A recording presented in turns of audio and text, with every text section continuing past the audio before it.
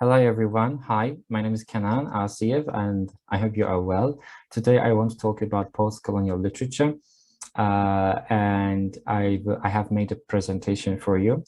I'm going to share my screen now. As I told you today, I want to talk about post-colonial literature and my name is Chinua Achebe, as you know. Let's start. So in this presentation, we will talk about a little bit introduction to the post-colonial literature. Then we will talk about the problems with the term post-colonialism. And then we will have literature before colonialism, benefits of colonialism, if there is any, and Chinua Achebe's perspective of culture in his novel Things Fall Apart. He's a very well-known Nigerian novelist, post-colonial novelist. Okay, introduction. So what is post-colonial literature?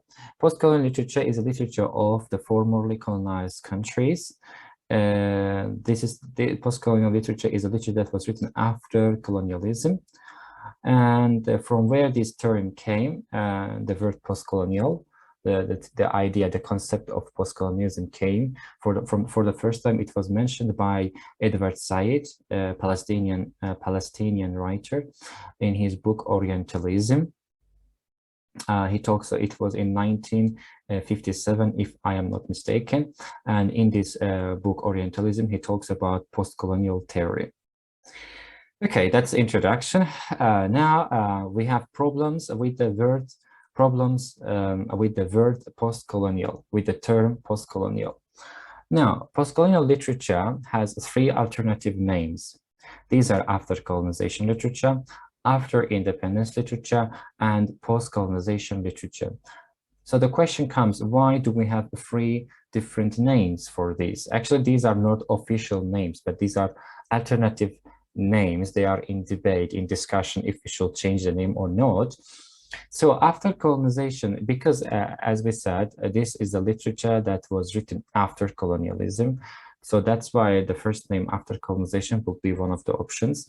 The second name is after independence literature. Now this one is a bit complicated. When we say after independence literature, for example, some countries got independence in 50s, some got independence in 60s. So for example, when South Africa was independent, not all the African countries were independent. So the time of the independence in every country is different. And that's why the word after independence literature is not suitable also. And the third option is post-colonization literature. That is one of the examples again. With number one and number three, the problem is that again, like independence, not all the countries got the independence at the same time.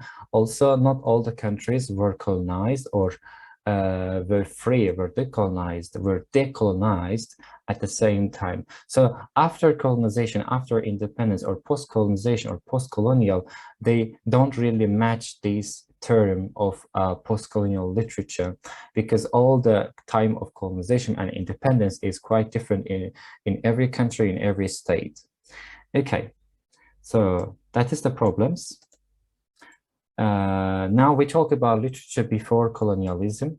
When we say literature before colonialism, we have to talk about the three terms that I told you before. All the three alternative terms after colonization, after independence, and also post-colonization exists because of the probability of any type of literature before colonialism. So we have these three type of names: after colonization, after independence, and post-colonization. We have these three names because we also have literature, or we might have literature before colonialism. So we have, in these countries, we have two types of literature: before colonialism and after colonialism. So the literature, like in every country, it was either oral literature, it was or it was written literature. Now, why the literature before colonialism is not popular enough? Now, before I told you it was either oral or written. There are two main reasons why this literature is not popular: lack of alphabet and written literature, which means the literature was only oral. And the other one is oppression of the existing written literature. For example, we have Sanskrit, we have Ethiopian literature, but they were oppressed during the time of colonialism, and they were not that popular, and they are still not popular even nowadays because of the oppression they had during colonialism. So the first one, lack of alphabet and written literature. Of course, because there was no alphabet in some countries, and because there was no written literature, it was only about ballads, songs, poems, all of them epics, all of them only oral stories. And because of these oral stories, there was nothing written, and because of this lack of alphabet, these literatures did not stay for a long time, and they disappeared during the time of colonialism. And nowadays, these countries have only post-colonial literature. They don't have pre-colonial literature.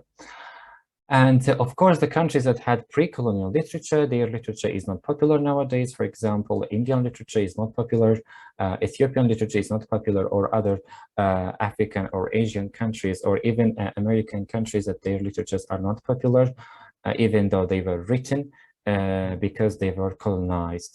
Pictures are this is from the Sanskrit, and this is from the Ethiopian the Ethiopian language. Also, quick information for you: Ethiopian alphabet is one of the oldest alphabets, and it is actually the foundation of the Armenian alphabet, which we know today. So it is quite old, quite historical. Now, benefits of colonialism in some places. So for me, there are some, colonialism was horrible, it was terrible, of course, and there is no word to describe it. It's beyond words, beyond description. However, there were some good parts of colonialism. For example, women's rights. Then we have some development in education, art, and literature. And other thing is that government institutions and more. So let's talk about women's rights. Because the Western women are more independent compared to some other countries' women, they were the people that the women in the colonized countries, they also start after colonization, they also started to be like the Western woman, which is independent, which is educated. So colonialism actually gave some idea to gave some idea to women to be independent and to be more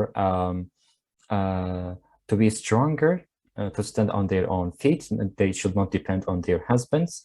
And the second part is, of course, as I mentioned before, in some countries there were no, for example, written literature. There was no writing system. So because of colonialism, these countries started to have their own education system, their own writing system, and of course, even though they did not have pre-colonial literature, they had they started to have post-colonial literature. And of course, in some countries, they did not have governmental institutions. They used to live in tribes. So after some time, they started to have governmental institutions, which was one of the ways of colonialism to control the people in the colonized territories. Of course, now I want to talk about women's rights again. Things Fall Apart. It's a very well-known novel by Things Fall Apart by Chinua Achebe. It's a very well-known novel, post-colonial literature. It belongs to post-colonial literature. And there, I would just want to give you an example. During the week of peace, Okonvo is the main character in the novel, notices that his youngest wife, Ojiko, has left her hut to have her hair braided without having cooked dinner. He beats her for her negligence. So what we understand that in some countries there were no rights of women, and After colonialism, actually, because of all these governmental institutions and courts and also education, women started to be educated and they started to understand that they had rights and they were valuable and their husbands were not their, let's say, leaders, their controllers. They should not obey their husbands.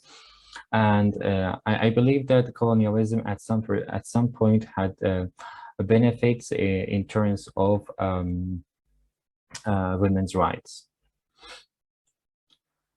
And other thing I would like to also talk about is culture, Chinua Achebe's perspective on culture. So in one of the slides I found, a critic tries to say cultures are dynamic. He says that he or she, Chinua Achebe tries to say that cultures are dynamic, they must be flexible and evolve with changing outside forces.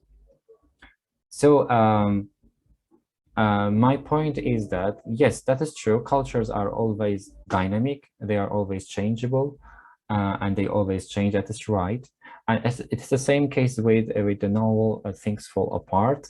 There also the culture is flexible, it is dynamic, and because it is because the culture in Things Fall Apart, the Igbo culture, if you have read the book, the Igbo culture, because it's flexible, it changes.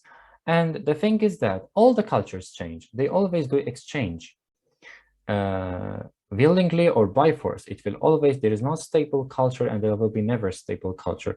All the cultures, even the Western cultures, are affected by each other.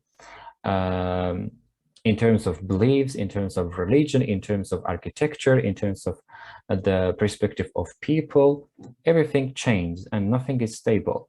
And this colonialism period also was one of the changes that came, which was horrible, but it was one of the changes that happened. And I'm sure that from now on, maybe there will be some change in the Western world, there will be some changes in the Eastern world. So from now on, also there will be some change in terms of culture. Culture is always changeable. Okay, thank you so much for listening. If you have any questions, you can ask in the comment section below. I hope that you liked it. I hope it was interesting. And take care. Bye-bye. See you in my next video. Bye.